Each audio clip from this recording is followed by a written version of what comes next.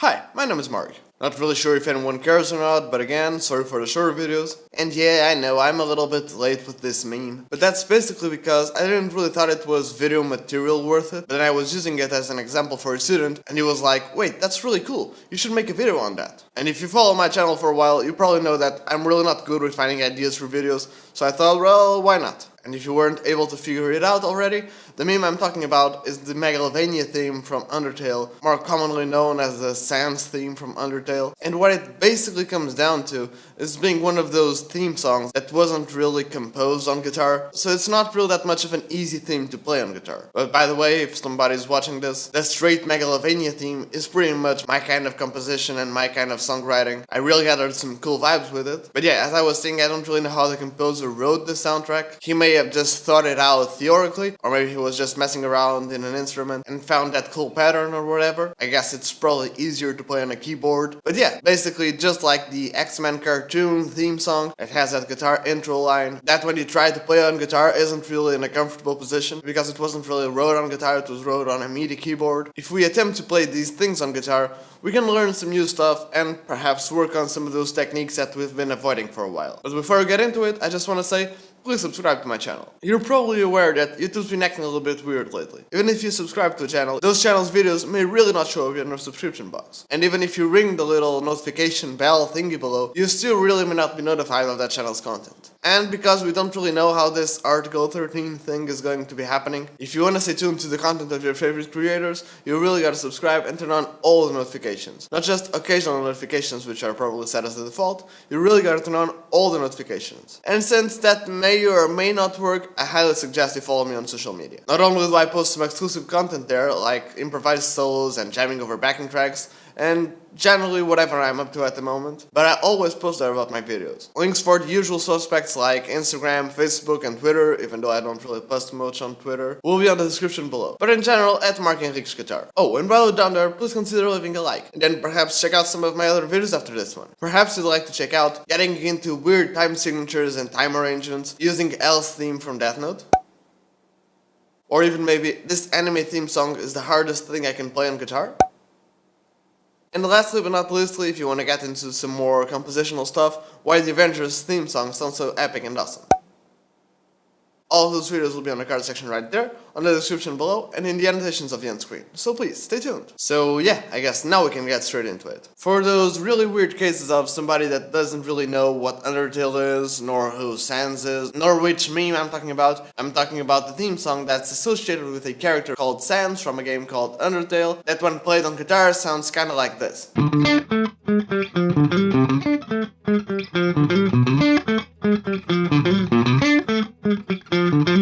And it's not really that hard to understand, really. You have this kind of melody kind of a thing, the lead part of the song. The rhythm section would be basically playing some sort of D, some sort of C, some sort of G major with a B on the bass, or just a B.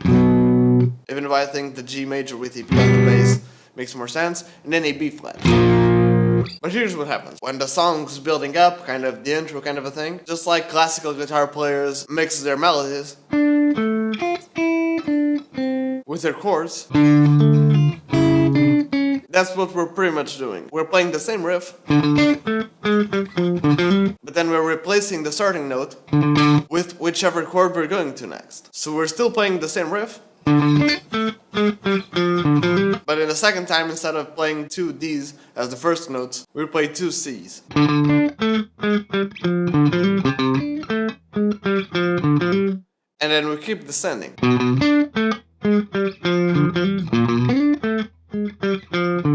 And I think you can already see the problem. This sort of playing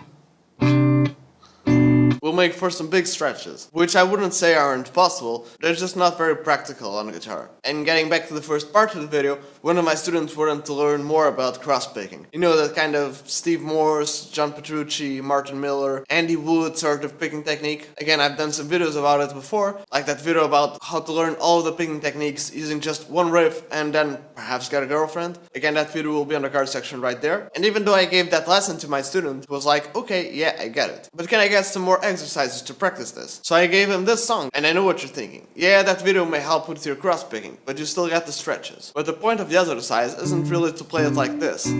It's to play it like this. And this leads to even bigger string skipping. And trying to play this at first, of course, slow, and then building it up to the original tempo of the song will really build your cross-picking chops. Again, you start the same way you played before. The only thing I would suggest is that you wouldn't play the last part in this position. I would suggest you play, even though it doesn't feel as natural, trust me, there's a payoff. So the beginning riff would basically sound like, and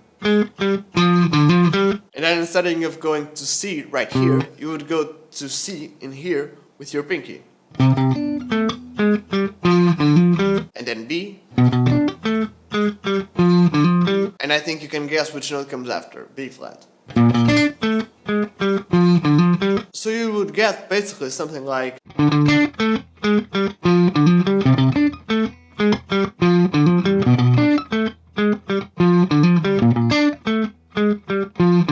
even though I'll probably fail at this because I haven't really practiced this as much as I should, and it's pretty much because my pinky has been feeling a little bit weird, probably because of the cold, but it would sound kind of like this. Again, sorry for some mistakes.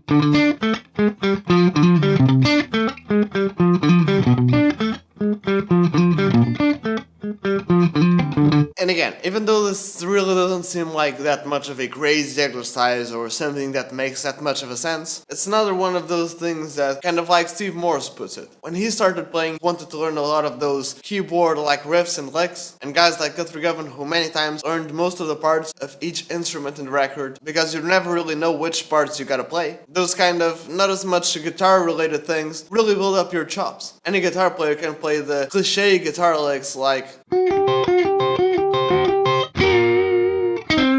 and all of those 3 note per string scales.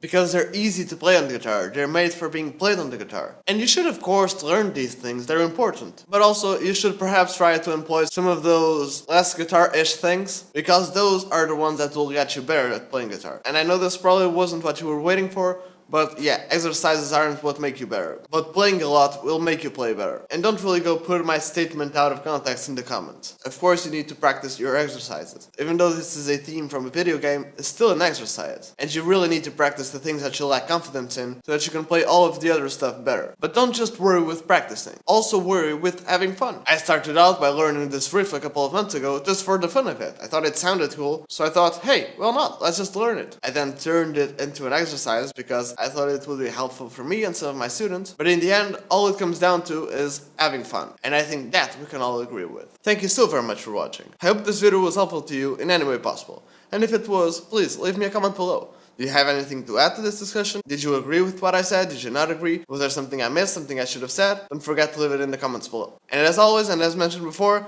I'm giving away free one-on-one Skype lessons. And anyone can enter, but they are limited though, so you gotta be fast. And all you have to do to win one free Skype lesson and discounts on future lessons is to subscribe to my channel, turn on all the notifications, and then follow me on Instagram. And then DM me on Instagram or one of my other social medias, again links will be below, with screenshots proving that you did everything mentioned before. And yeah, I guess that's it. Again, thank you so very much for watching. Don't forget to leave a like, comment, subscribe, turn on all the notifications. Don't forget to follow me on social media, again, the links below. Maybe apply for those free Skype lesson thingies. Don't forget to check out some of my other videos after this one, and cheers!